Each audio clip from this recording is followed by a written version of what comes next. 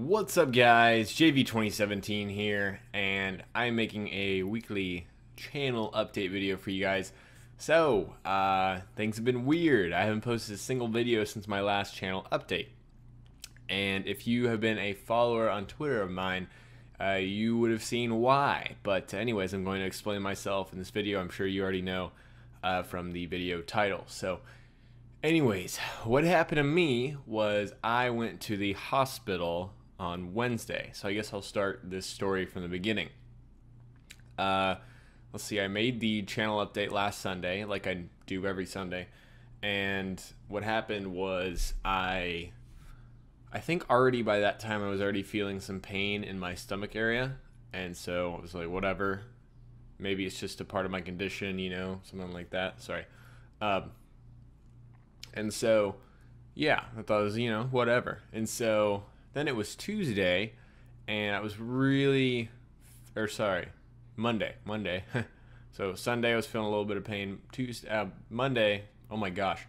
Sunday I recorded that commentary, posted that last video, feeling a little bit of pain. Then comes Monday, I was feeling quite a lot of pain. And so it's like, this is weird.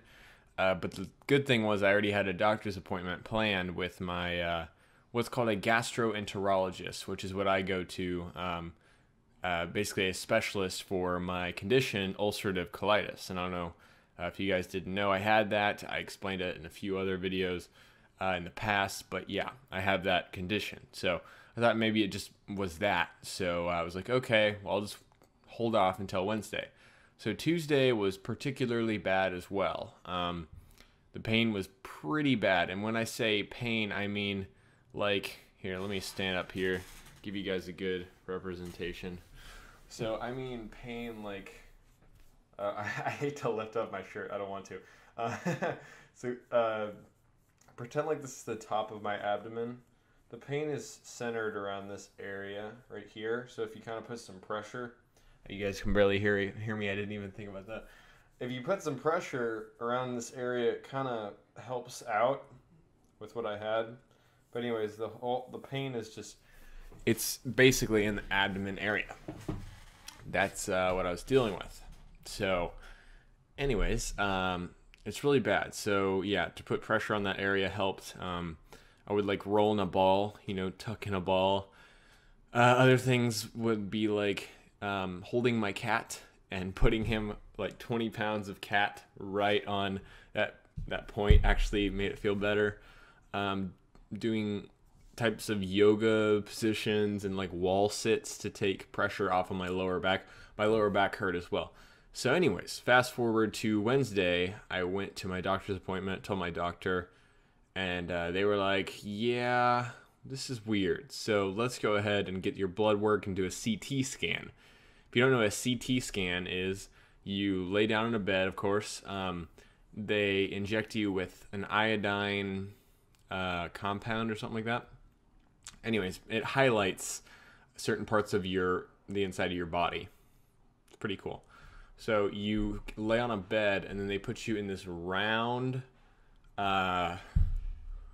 It's not a magnet, not like an MRI. It's a CT scan. So they use radiology. Anyways, it's a radiation.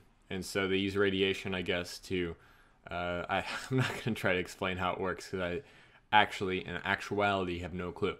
So anyways, long story short, they did that here.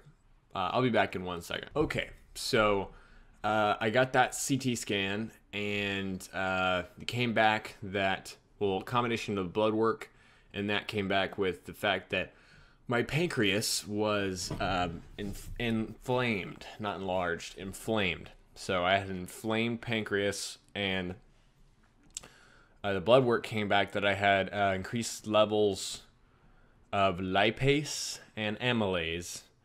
And let's see, I was anemic. So what do these things mean? Well, lipase is usually a good indicator. High levels of lipase, usually lipase is between 50 and 100, I want to say.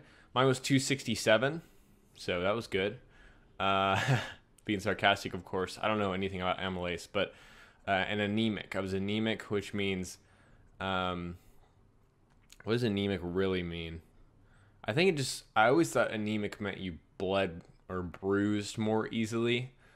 I just think it means you are bleeding and therefore you have less blood in your central system. I don't know what this is supposed to mean, but anyways, I was anemic. So basically, that doctor told me to go straight to the hospital, to the ER. And so I went, got checked in. Oh yeah, all that meant that I had pancreatitis. So if you guys have been following me, I've had pancreatitis twice in the past before this time. The first time was caused by some medication I took for my ulcerative colitis, which fucking sucks. The second time was because I drank alcohol soon after having pancreatitis, which just gave me a recurrence of pancreatitis. That was on Christmas Day, I was in the hospital on Christmas Day for that, and that sucked. So I was in the hospital 3 days for that. So that was my first hospital visit.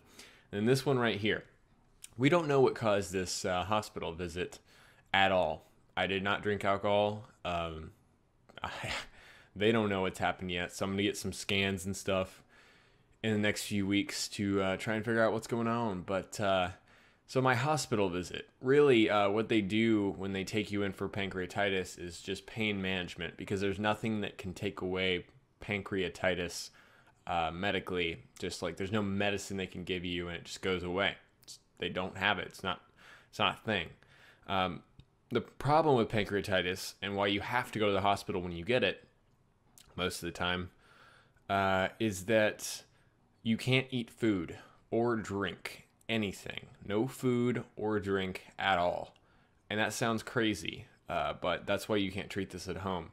So what they do is they put you on an IV. I have IV marks here. I don't know if this is, I should really show them.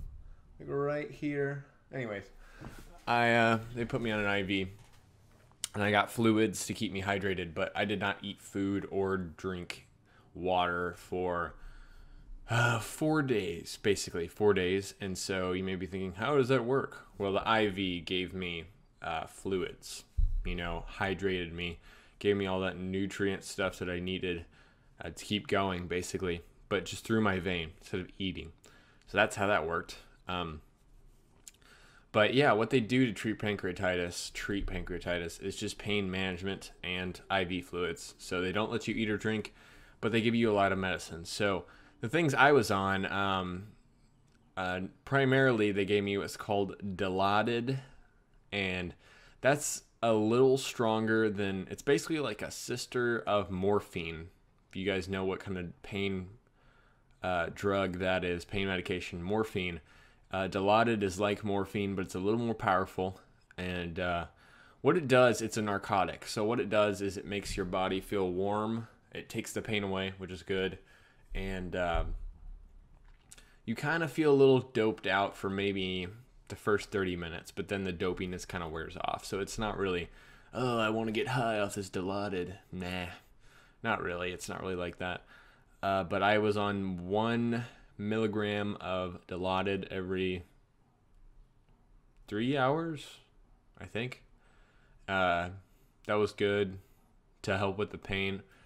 But anyways, just after a course of that, about 4 days, I, was able to get my pain down to a manageable level. And then once my pain was down is when they started letting me drink, what they call clear liquids, which is just water. And then full liquid diet, which is like yogurt, apple juice, stuff like that. And finally, I had a soft diet, which consisted of a really awesome peanut butter and jelly sandwich. And yeah, that was good. But anyways, that's what I've been dealing with the past week. So what can you expect from me? Definitely not the normal schedule for at least another week. I need to get back up on my feet. I'm still a college student, and I email all my teachers, blah, blah, blah. So I need to get caught up on that, and I just need to get to feeling 100%. So anyways, guys, just wanted to give you an update on what happened to me in the past week. I'm healthy. I got out of the hospital yesterday, so I feel pretty good for getting out of the hospital just yesterday. But yeah, guys, so that's what happened to me. I'm feeling good, back. Should be back to normal fairly soon.